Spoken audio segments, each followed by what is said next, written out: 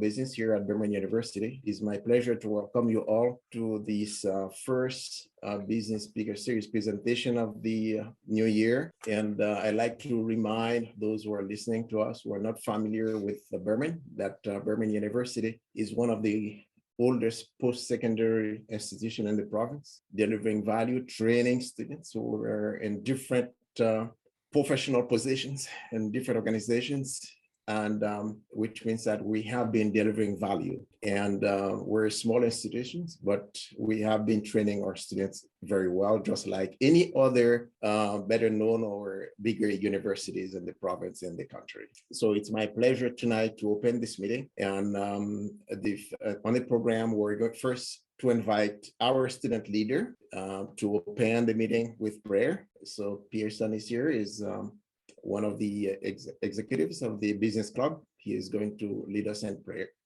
Pearson. Okay, good evening, everyone. I welcome you to another speaker series, and I'll just start with prayer, and then we'll get back to Dr. Michelle for the speaker introduction. Okay, let's pray. Dear God, thank you for another day. Although we aren't able to be on campus altogether for this speaker series event, I pray that we are glad that we have the opportunity to do it online and still hear and gather all the wisdom. And I pray that we all have a restful night and stay safe. In your name I pray, amen. Amen. Thank you, Pearson. So tonight, our presenter, I would say, would be introduced by our president, Dr. Laurent Negri. And I called him on a very short notice, and he was willing to be with us tonight and to introduce the leader. And I'm going to, without further ado, invite the president to introduce our speaker for tonight. Thank you so much, Dr. Michelle. It is indeed a privilege to introduce our special guest this evening. Mr. Wayne Shaffer Qc is a senior counsel with the Federal Government of Justice based in Edmonton, and he practices law in the area of Aboriginal law. It's quite a wide spectrum of cases that go through his portfolio. And there's issues dealing with constitutional challenges, treaty interpretation, reserve creation, resolution of the Indian residential school experience, which we hear a lot of in our news media. And so he is very, very active in those areas of law. He is actually from the hilltop here in Lacombe, grew up here, did attend Walla Walla University for a bachelor's degree, and then on to Duke University in North Carolina for a master's, and ultimately completed his law degree at the College of Law in the University of Saskatchewan. And that's actually, I hate to think of it, Wayne, but that's a few years back. And that's really where I got to know you a little bit. We bumped across paths there. It was my first year of teaching. And it was ever since we have had opportunities to enjoy one another's company as we are this evening. But during the course of his career, Mr. Schafer has led or has been a member of several trial teams that have defended very complex claims. These have dealt with issues pertaining to universal human rights, as well as the rights and obligations associated with the Canadian Charter of Rights and Freedoms. These trials are not short in nature. They're quite lengthy and have involved numerous experts from various fields with intervening parties, as well as unique use of oral history, not seen very often, but provided by Indigenous elder witnesses in these cases. And presently, Mr. Schafer is the lead counsel on a very large and complex federal court trial. It's been conducted over the course of 3 years in 2 different locations, one of them being very unique. It is the first ever time that a federal court trial has been held on a reserve. Recently, because of his work in Aboriginal law,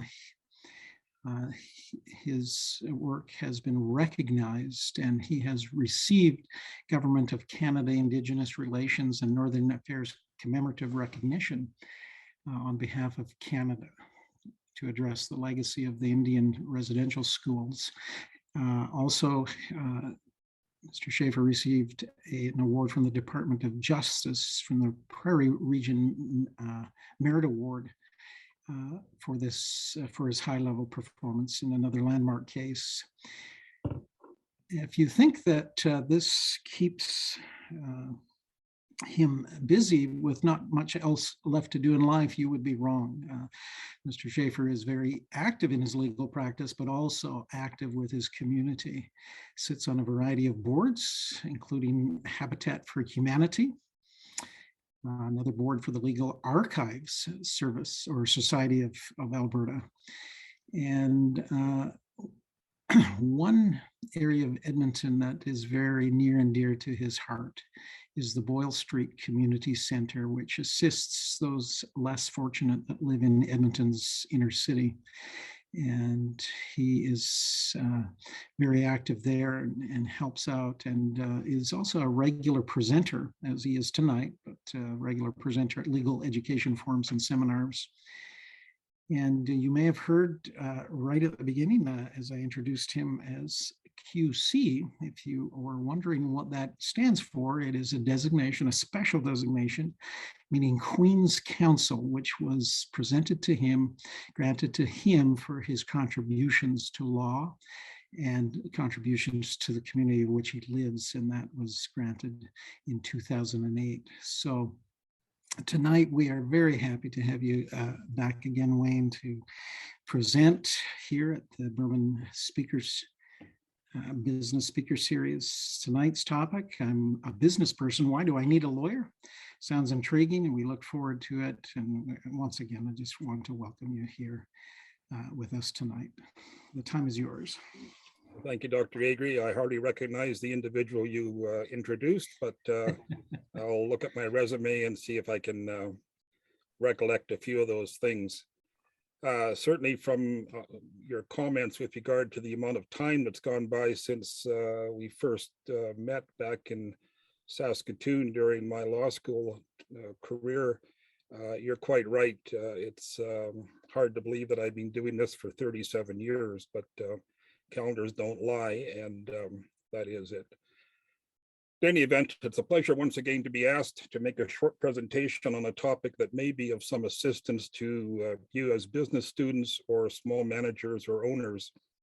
I applaud this initiative of the Small Business Center at Burman University, and I sincerely hope that over the course of the year, the various presentations may be of benefit to those who are able to attend. A couple disclaimers to start. Number one, as mentioned by Dr. Agri, I do not practice business law per se. I practice Aboriginal law for the last 22 years. And so the comments I make tonight are basically general observations that I've gleaned from working with a number of clients and types of clients over the last 37 years. Number two, none of what I say should be construed as legal advice, but rather as things to consider when setting up your business or carrying out your business operations. As mentioned, I graduated from high school on the Hilltop in 1974. I went on to get a BA in history from Walla Walla University, an MA from Duke University in North Carolina, and then returned to Canada to get my JD from the College of Law at the University of Saskatchewan. The business world and all aspects of our world have significantly changed since I attended school on the Hilltop. It does not take much reflection to list some of the many ways our world has changed in that time. For instance, we had no computers back then. We didn't have cell phones and the ability to interact 24/7. The international links in business were fewer. Society was not near as litigious. The e-commerce world did not really exist, and the speed with which commerce moved and interface with other businesses, banks, and the legal world was slowed compared to now. Just as an aside, I was thinking the other day about technology. When I was at CUC High School Division, sometime in the early 70s,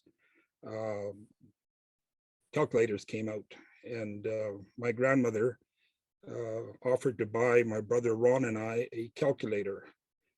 She paid $400 for the calculator. I think it's the kind you can buy at the dollar store now for about $3. During the course of the first month or two that we had the calculator, someone else decided they wanted it more than we did and took it. And so my grandmother again bought another calculator for my brother and I to use. Point is, when you think of what $400 was back in the early 70s, that was a huge investment for an elderly lady. And you think of how things have changed now, where you can get yourself a cheap laptop for that price now, but it certainly has changed. Perhaps a short story to illustrate how the world of business has changed over that time period. When I came to practice law in Edmonton in 1985, there was a building on the edge of the river valley across from the Hotel McDonald, where the Edmonton Club was located. There are people belonging to the business community, ate, drank, socialized, and often conducted business. The business community was relatively small when the club opened its doors in 1899. And over the years, those belonging to the Edmonton Club generally knew everyone else there. And as a result, deals could be easily done and were often done on the basis of a handshake.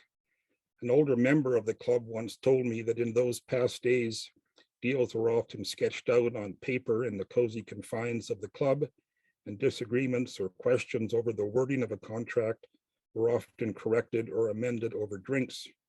Clear language and precisely written legal documents were not viewed as necessarily essential in an atmosphere where people knew each other, trusted each other, and could get the deal done. We live in quite a different world today.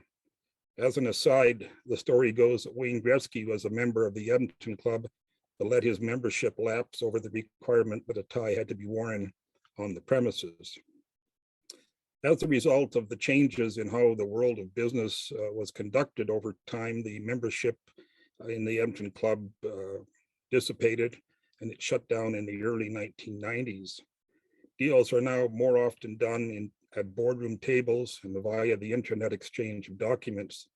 Lawyers are often consulted over every word and paragraph of any proposal or agreement. Disputes are likely settled through some form of litigation or court-assisted dispute resolution process. The world of business is clearly carried out much differently than it was back in the past. It goes without saying that as a result of those kind of societal and business changes, there is a need for a different type of professional support to navigate today's fast-paced and interrelated world. In the business world, one of the supports that can make a difference is a lawyer who you know and trust and who knows your business and its specific needs. For those who grew up watching late night TV, you'll recall that David Letterman had his show, and on it, the nightly top 10 lists. For ease of reference and organization, I thought I would do a top 10 reasons you should have a lawyer on your speed dial. Now, David Letterman's top 10 lists were usually funny, and our list this evening doesn't fit that category. But I did come across a humorous quote the other day that I thought I would share. Question: how many lawyer jokes are there?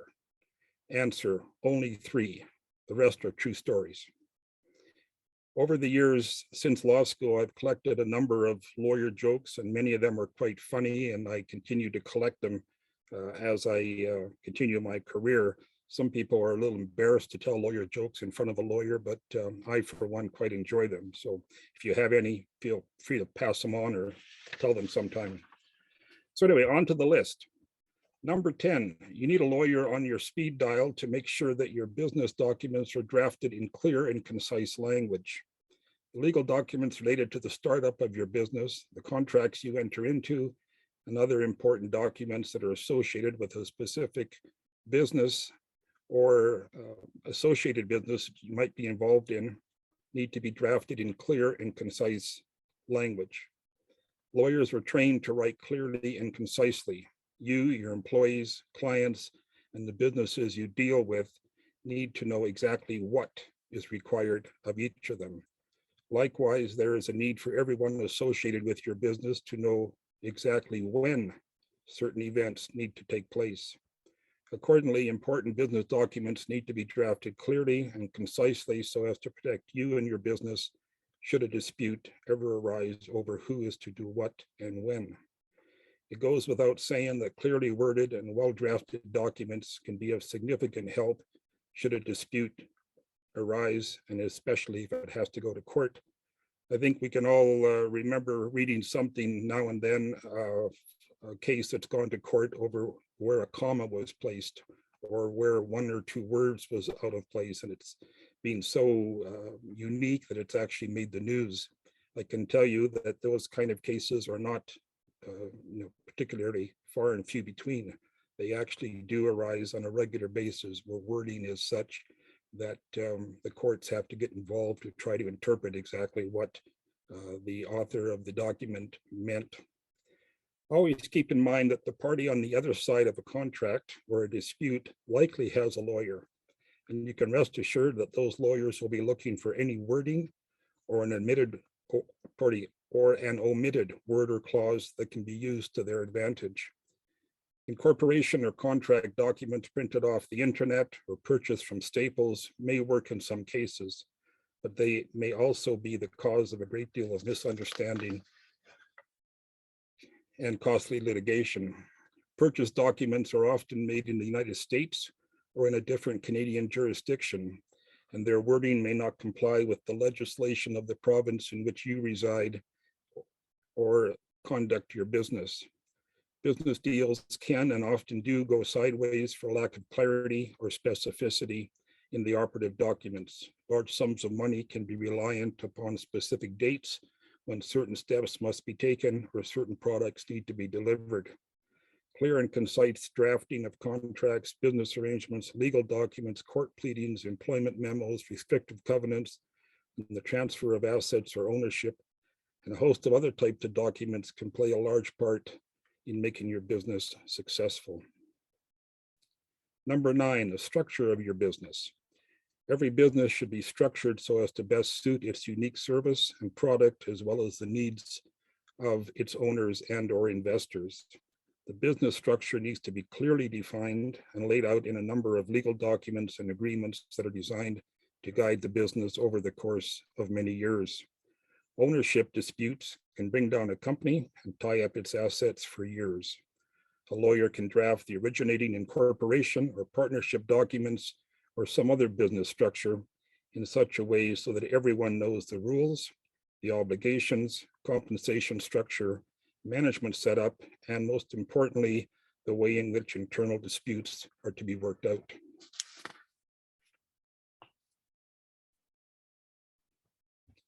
A lawyer who knows you and your business will also know the requisite federal, provincial, and municipal legislation and regulations that might have an effect on your business.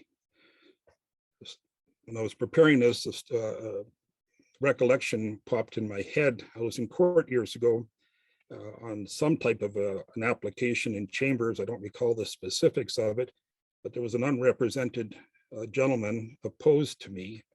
And I made my presentation, and then he stood up and made his presentation, and he referenced some provincial legislation.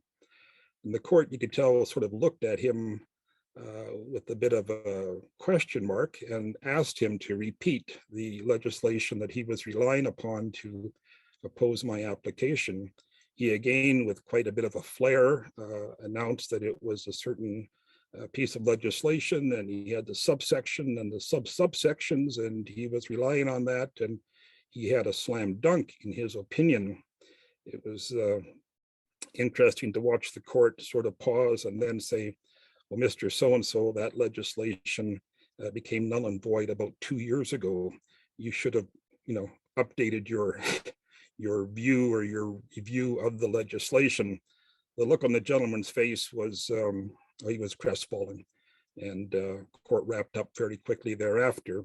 So that kind of thing, your lawyers that you work with or know well, they will provide you with updates with regard to federal, provincial, and municipal legislation that will allow you not to be embarrassed or to make certain representations that in effect may have no benefit to you at that particular time. Law books are filled up with court cases where documents that were used in the formation of the business and which regulated the various business relationships were not drafted properly or concisely, and subsequent disputes drove the business into failure. Number 8, ongoing and proactive advice and direction. A good lawyer can provide ongoing proactive advice and direction, whether it be advising you of changes to legislation, as I just mentioned, or new legal related business practices that may have an effect on your business. As I said earlier, legislation changes from time to time and it can occur rather quickly. A business owner may not have the specific interest or the time to review provincial, federal, and municipal legislative changes. A lawyer will get regular updates from all levels of government and can immediately advise you of changes that may have an impact on your business. A good example would be the ongoing changes in relation to environmental laws and regulations. We live in a time period where environmental regulations and laws are changing regularly as new things come to the fore, whether it be the non-use of plastic bags in some jurisdictions or the way in which some types of operations can dispose of waste, or the manner in which toxic materials need to be handled. These changes occur and they may result in higher operating costs, affecting prices, possible government rebates or alternative programs that may benefit your business, as such changes may have an effect on the revenue or expense side of your business. The sooner you have proper legal advice with regard to those changes, the better off you will be. Another recent example that comes to mind is the COVID-related changes to the labor code and associated regulations. You may recall that in recent months, we have seen significant changes to the laws and regulations related to foreign temporary workers. Restaurants, ski hills, hotels, and the construction industry have all been affected by these changes. A lawyer who can provide you with quick advice with regard to the changes that are in effect would certainly help you in changing your business programs or business operations to perhaps take into account those changes and get ahead of the curve. Keep in mind as well that when you're dealing with government or a corporate interest, they are likely to have lawyers on staff, which we call in-house counsel, or lawyers on retainers who will be giving them timely legal advice. To match that kind of ease of access to legal services, it may be advantage to have your own legal counsel, if not on retainer, then at least on your speed dial. Number 7, a lawyer can help mitigate risk. Having access to legal counsel can go a long way to mitigating your business risk. Business people tend to be risk takers and they have a passion for their business enterprise. That's generally a good thing. However, risk taking and passion can sometimes lead to blind spots and a reactive approach to changes in the business world, which may lead to decisions which are not always in the best interest of your business. A sober, dispassionate legal review, in other words, a second opinion, can often see the risks that appear minimal on paper, but in fact may be potentially detrimental to the business. I had an acquaintance years ago who made a deal with a dying man in the hospital. The two were friends and the deal struck appeared to be advantageous to both parties. There was a verbal agreement along with some handwritten cursory notes, and with a handshake, the deal was done. No legal counsel were retained by either party to review the deal. After the ill man passed, his family claimed that there was in fact no deal. The resultant litigation was long, costly, and emotional. A lawyer could have seen the risks inherent in a deathbed alleged deal and could have advised of the steps necessary to make certain it passed the scrutiny of any post-death family concerns, as well as those that a court might have. Number 6, a lawyer's involvement can provide the necessary time to make the difficult calls. Also, it allows your lawyer to be the bad guy in quotation marks if need be. Your lawyer on speed dial will remind you that all proposed deals should contain the clause that the deal, agreement, proposal is, quote, subject to the review and advice of my lawyer, end quote.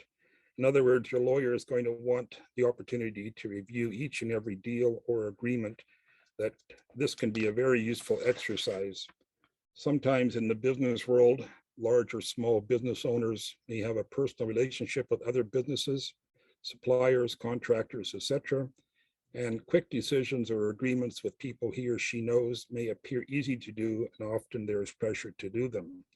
Think back to my story about the Edmonton Club and how business can be done amongst people who know each other or deal with each other fairly often.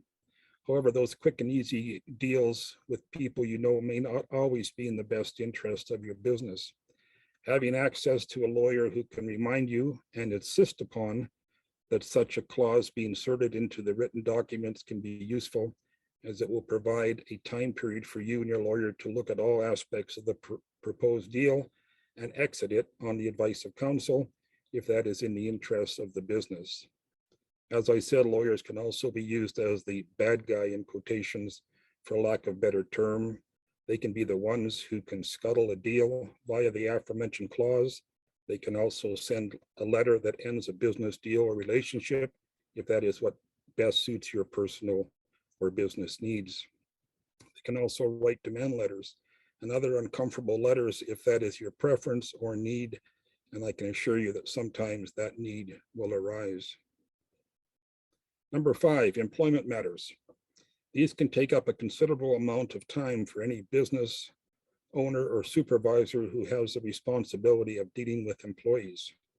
For instance, you may be concerned about protecting your business's intellectual property or client lists that your employee has access to.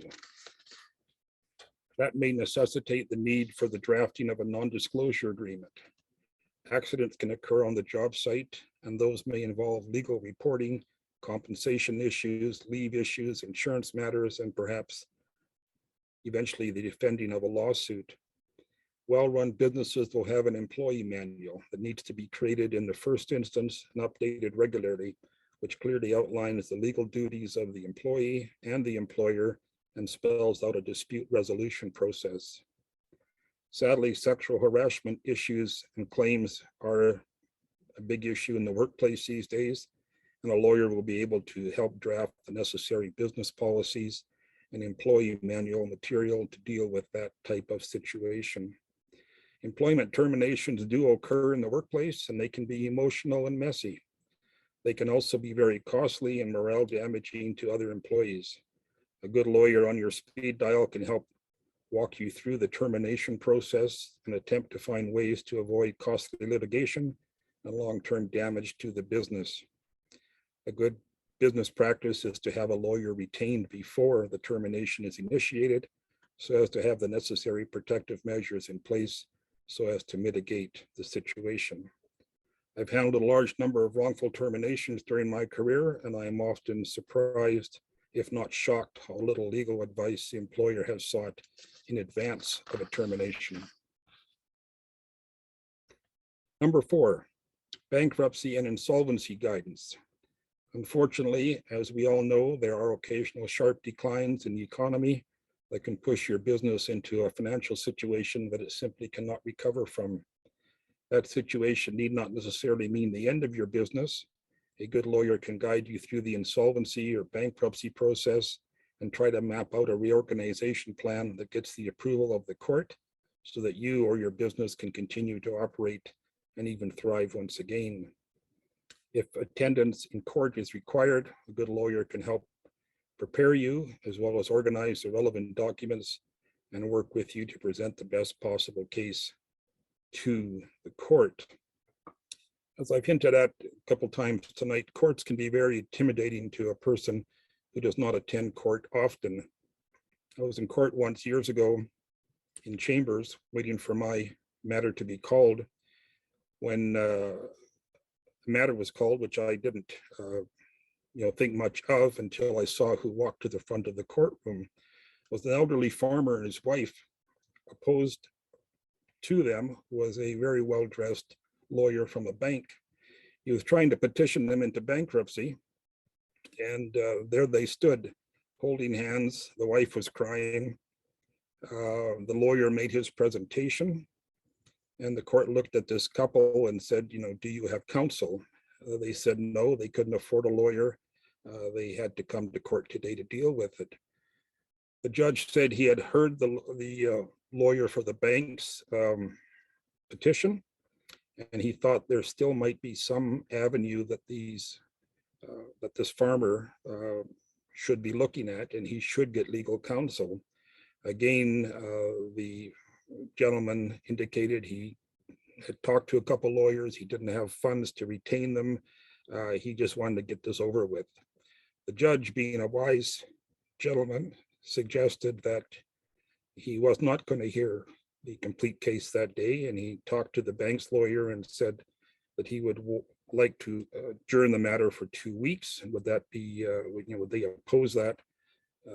The bank's lawyer said that was fine, and the judge again turned to the elderly couple and said that he would hope that they could do something to find some legal counsel who could at least present their position 2 weeks from that date and see if something could be done. I'm not sure what happened after the 2 weeks, but the story illustrates why it's important to have someone on your side who knows the rules of court, knows what the law is, and can speak on your behalf. I found in my legal career that courts are usually looking for some way to help people, if at all possible. And I've often thought back of that situation and wondered whether they were able to get some assistance or whether something could be done. It was a very sad sight to watch. Number 3, a potential problem for any business is to make sure that the provisions of the tax code are complied with. The government will let you keep as much of your business profits as the tax code allows, not 1 cent more. It goes without saying that the government will also closely check on your business expenses and profits to make sure that the tax code provisions are strictly complied with. Complying with the tax code may be one of the most complicated aspects of running a business. A good tax lawyer can guide you through the tax filing requirements. Your lawyer can also set you up with some various systems for record keeping that can make tax filing easier and more mistake-proof. These type of record keeping systems can make the dreaded tax audit much less difficult to deal with. A lawyer can also set up a reminder system for alerting you and your staff of various tax filing deadlines. Certainly some of these steps can be dealt with by your chartered accountant or even your accountant, but because some tax matters involve legal matters or even a court attendance, there may be a benefit to at least having a lawyer on your speed dial who knows your business well and can give you some timely advice if necessary. As mentioned earlier, putting your best case forward in court is important. A trusted lawyer can make sure that the right material and documents are placed before the court to give you the best chance of providing a defense. Likewise, if there is a penalty assessed, a lawyer may be able to minimize the penalty or obtain a payment schedule that suits your particular circumstances. Number 2, defending lawsuits and initiating lawsuits.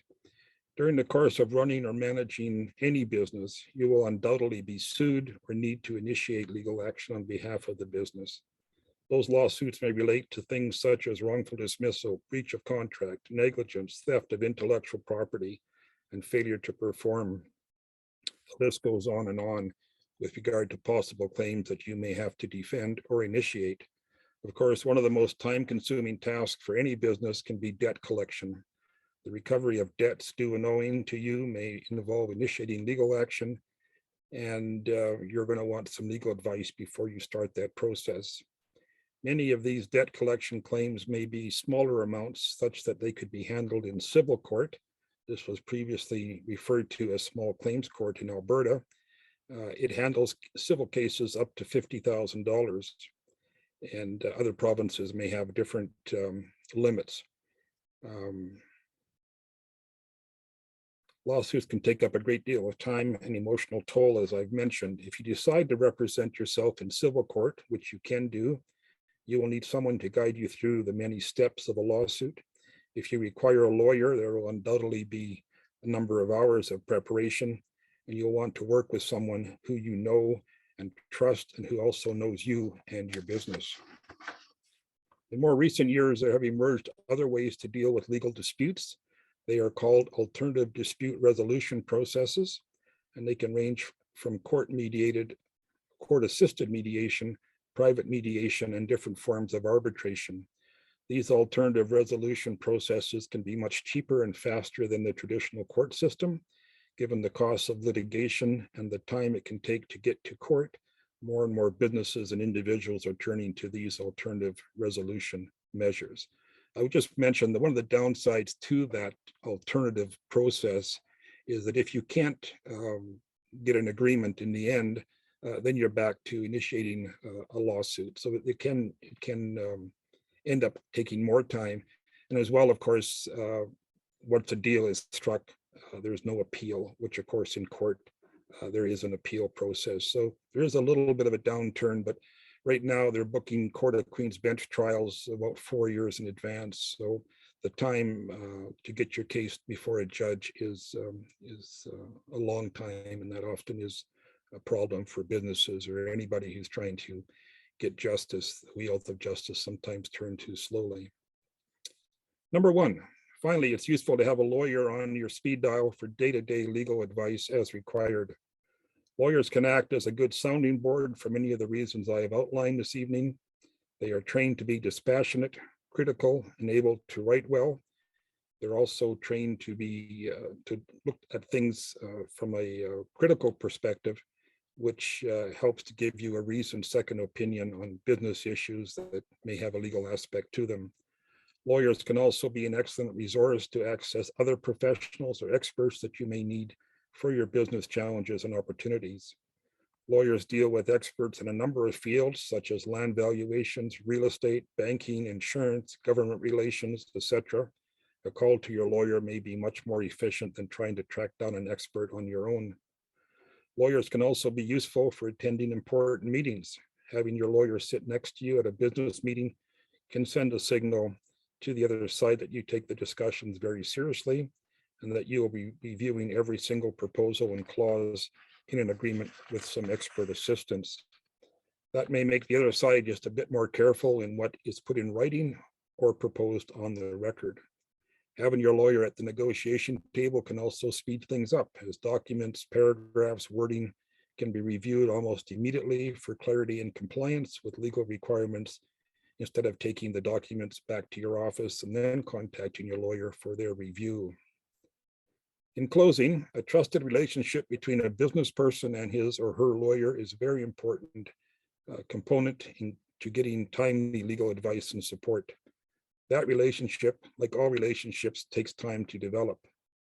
If you have developed that kind of relationship with a lawyer, when a legal issue comes up, you can pick up the telephone and get some timely advice or a second opinion.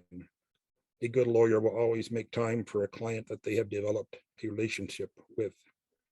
Having a legal problem arise and then having to go to the legal directory and try to find someone who is available to talk to you about your business and has the time to talk to you is a tall order. The reality is that it's just not going to happen likely according to your time schedule. As mentioned, one lawyer may not be able to provide all of the services and advice you may need. However, if you have that one trusted lawyer who you know well, they will assuredly be able to refer you to another lawyer for any specialized assistance that you may need. I hope some of the ideas that I've referenced this evening give you pause to think about the legal requirements of your business or organization.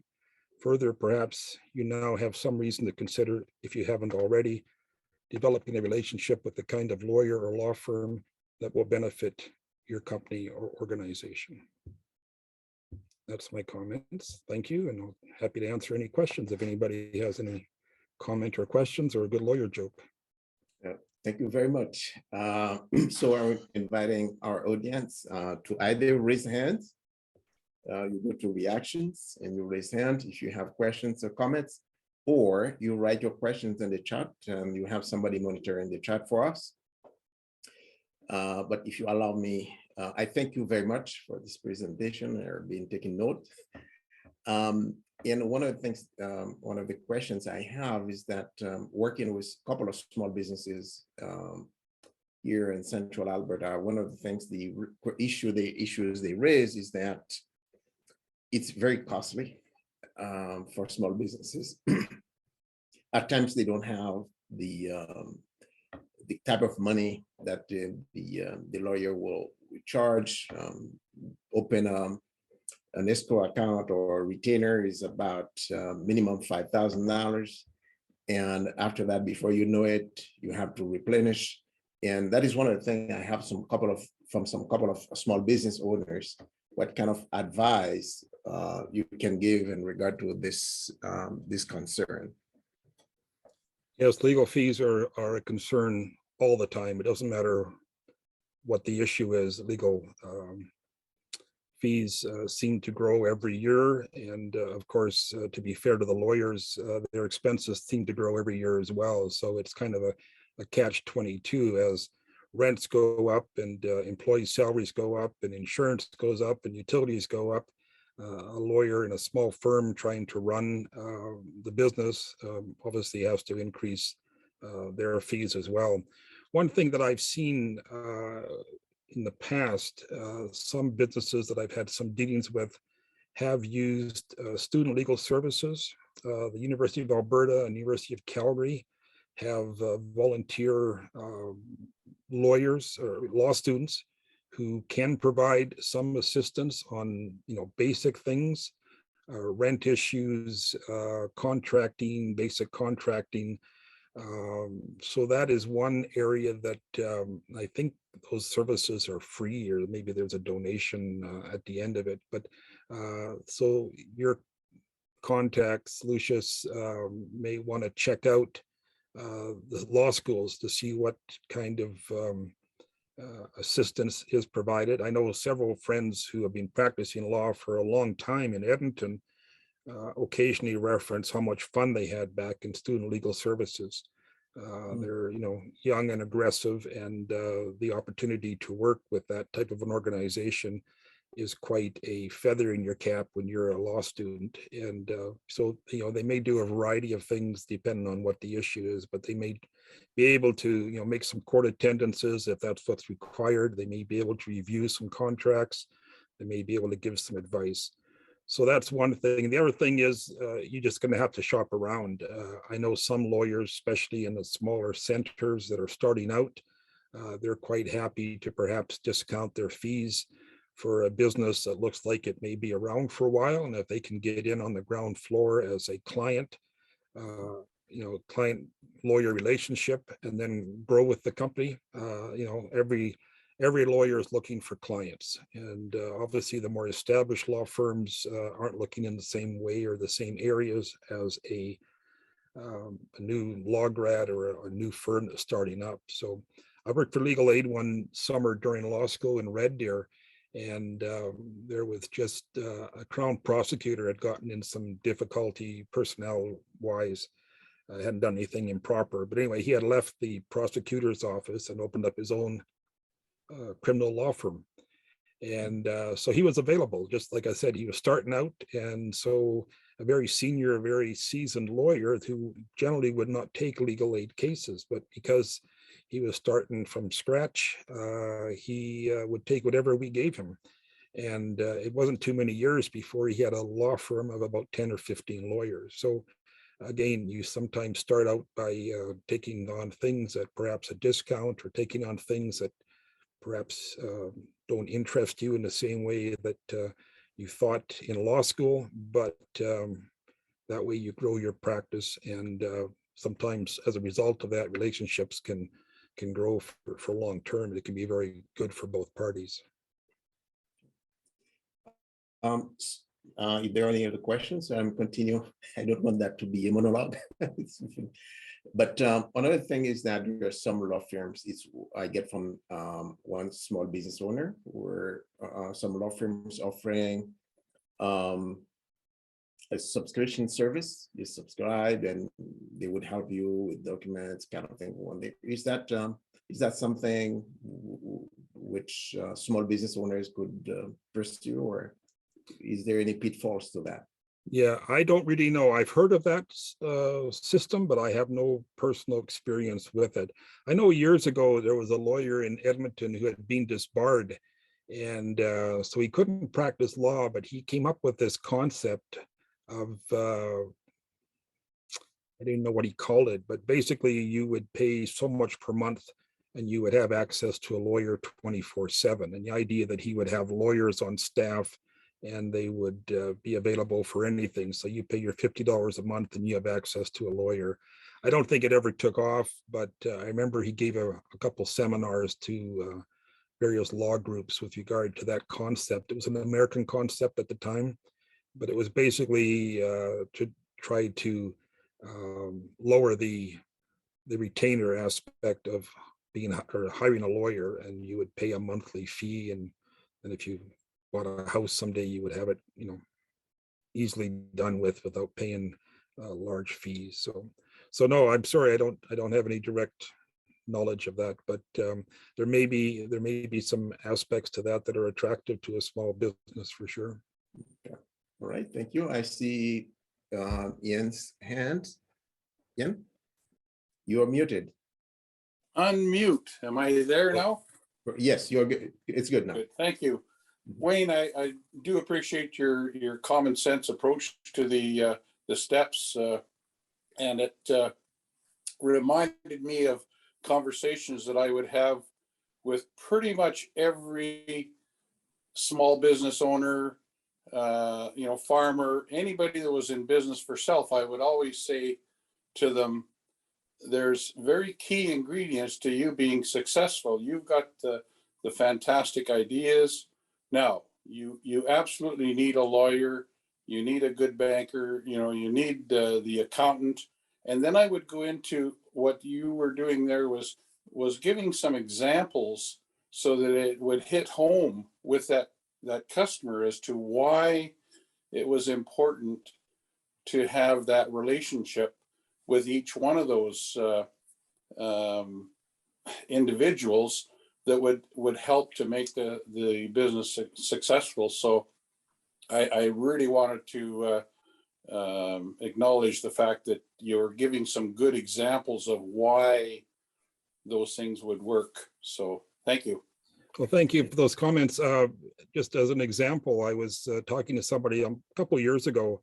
They had phoned me, and of course, because I work for the government, I don't do any private law, but I can refer people. And so it was an acquaintance had called and said they needed some help on a particular issue. And I happened to know a couple lawyers that worked in that area. Again, fairly senior people and obviously very busy people. But my acquaintance got back to me a few days later that the one lawyer wasn't taking any new clients. And the second lawyer, the secretary had said that he could probably get back within 3 or 4 weeks. So, it goes to my point that if something comes up and you need some advice, to start going to the legal directory and looking up, people in immigration or family law or incorporation or whatever, and then you phone somebody and you get a secretary who, of course, is not going to tell you very much. And then they check with the lawyer and they're busy for the next 3 weeks, and you're stuck there with an issue that needs some assistance right now. Where if I have a relationship with you, just like you mentioned, and the phone call comes in, my secretary is going to walk in my office and say, John's on the phone, he needs some assistance. And I'm going to put down my pen and I am going to pick up the phone and you're going to get some assistance.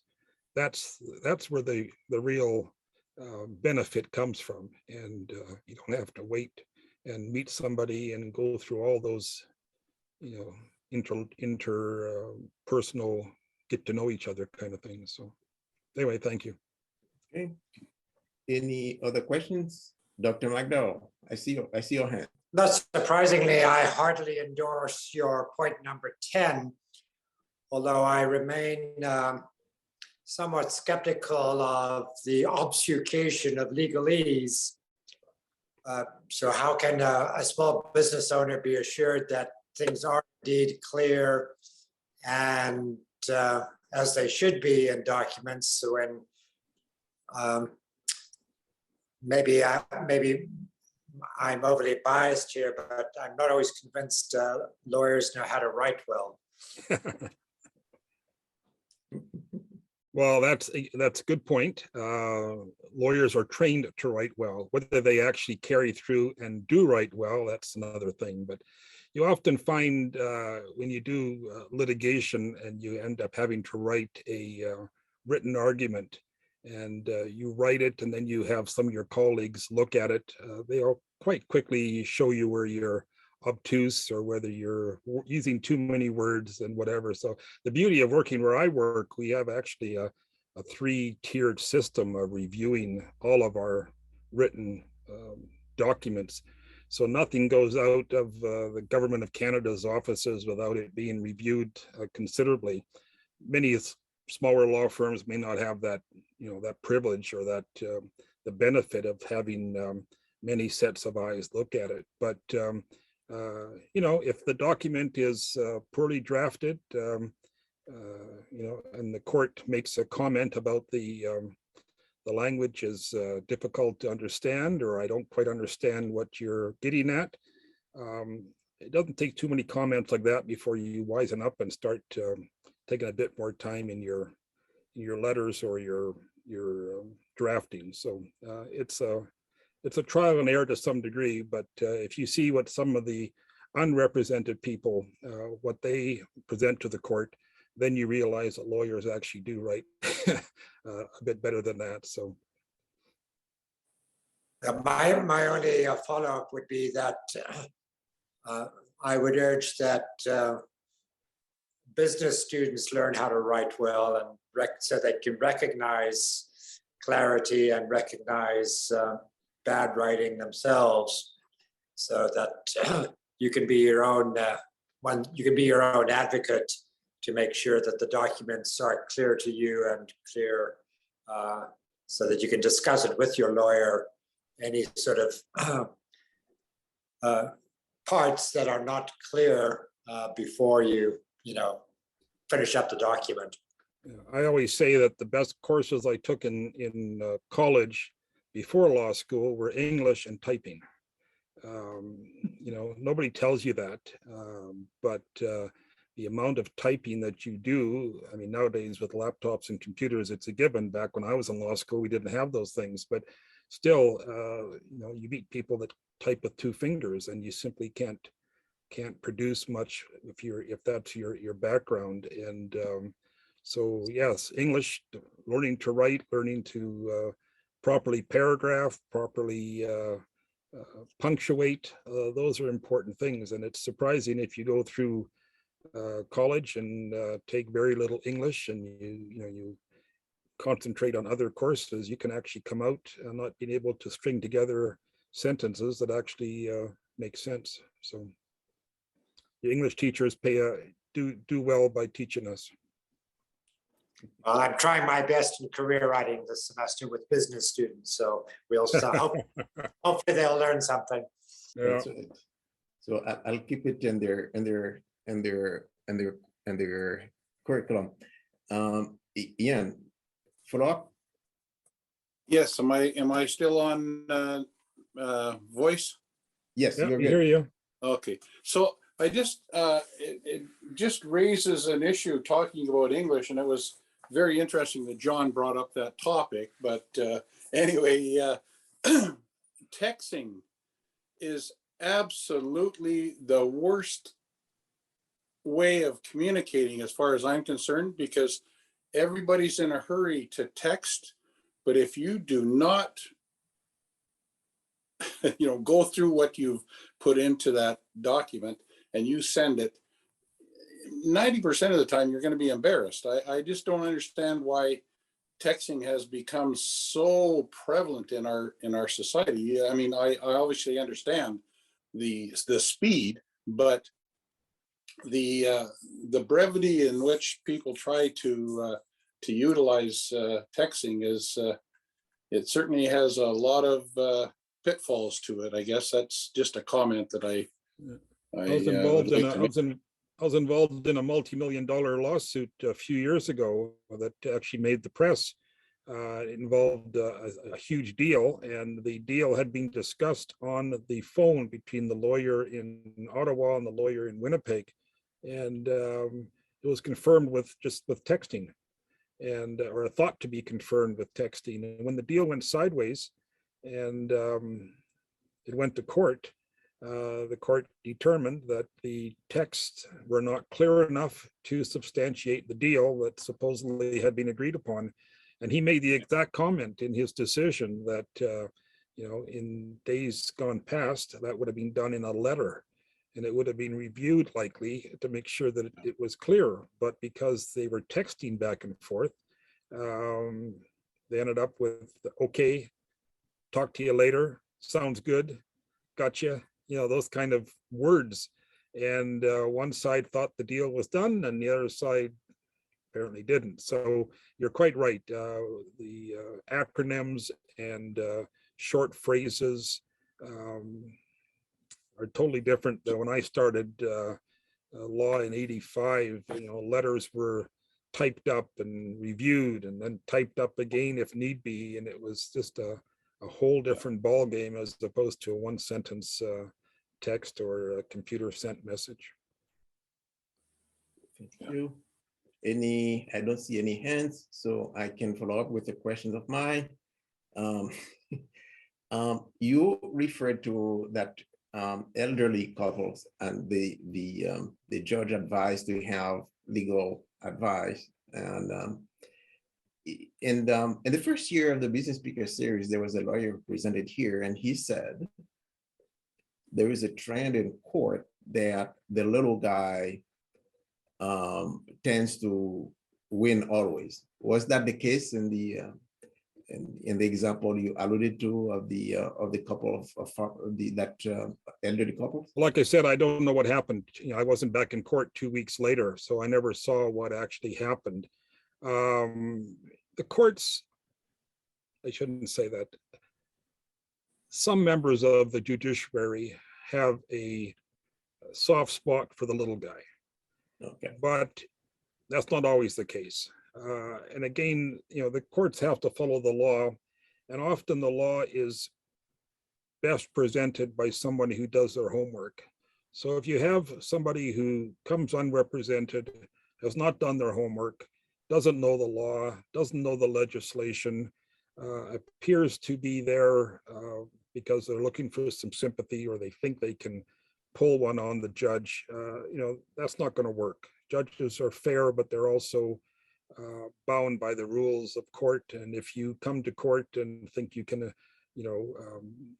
disregard the rules. Just as an example, when I first joined the Department of Justice, and you may have heard of these characters, the tax protesters. There's an organization comes out of the United States, and there are literally hundreds, if not thousands, of these people. And they're basically far right-wing people who don't believe that they have to follow the law at all. And so they don't pay their taxes, and then they file huge lawsuits against the government for millions of dollars for harassment and all this kind of stuff. So Department of Justice deals with tax matters, and so we get these things, these people there. They come to court unrepresented because, of course, they can't find any lawyers who will deal with this kind of craziness. But they file, what we call frivolous lawsuits. They often file hundreds, if not thousands, of documents in support of their lawsuits. And then they come to court and basically look for some sympathy that the government is taking improper amounts of money, whatever. The courts, simply don't have time or interest in that type of things. In fact, you may have recalled within the last 5 years, it's made the Edmonton Journal. There was one woman who had filed something like 50 or plus lawsuits, and the court actually called her a vexatious litigant and said that from now on she has to get permission from the court before she files a lawsuit. There will be an example of a little guy who is not going to get much sympathy from the courts. But in the case that I observed, the court, say in the end, the bank may have had the goods on these people. They may have been so far in that there was no way out. But the courts often like to give the little guy at least a chance to make its case. But if you don't know the rules, if you don't know the law, if you're tongue-tied when you get in front of a judge, even if you have a good case, it's really hard for some people to present to a court in a room that may have other people in the court. sitting there watching, they're tongue tied at best at times. Farmers aren't generally known to be speakers in large communities or large gatherings. And now suddenly they are in front of a judge and they're supposed to present their best case. It doesn't work often very well. And so I think that's, in the case I was referencing, I think that was what was going on. The court maybe wasn't 100% convinced there was a defense, but suggested just get somebody who can at least present the facts clearly so I have something to work with. I've talked to judges and they'll say, that they like to have something to hang their hat on. That's sort of their phrase. If you give me something that I can work with, but if you don't give me anything, if you just stand there and you have nothing to say, or whatever you say doesn't really make sense, then I'm left with really only one side that I've heard, and that's what I'm going to have to rule on. And so this idea of giving them something to hang their hat on, giving them something that they can go back into their office if need be and look at it carefully to see whether there's some angle that they can do something for the unrepresented or the small guy. Okay, thank you so much. And I said, Dr. Adam, you are monitoring the chat. It's time already. We're going to end the meeting, but there is a last student question, one of the few student questions. I don't know if you can give a sense. Would you accept to answer that last question, Mr. Schafer? Pardon me? There is a last question from a student. Sure. In the chat. Dr. Adam is going to read that to you. Okay. Go ahead. Okay. The question is, if a lawyer made a mistake in their writing, would that affect my business or other people's business in any way? Well, if a lawyer makes a mistake and it costs you or your company funds or a problem, lawyers carry heavy insurance. So if a lawyer screws up and there is a deficit as a result, you can sue the lawyer, which is basically suing the insurance company, the Law Society Insurance Fund, and they'll make you whole. So of course it depends. If there's a mistake made, sometimes you can go back to court and fix it up.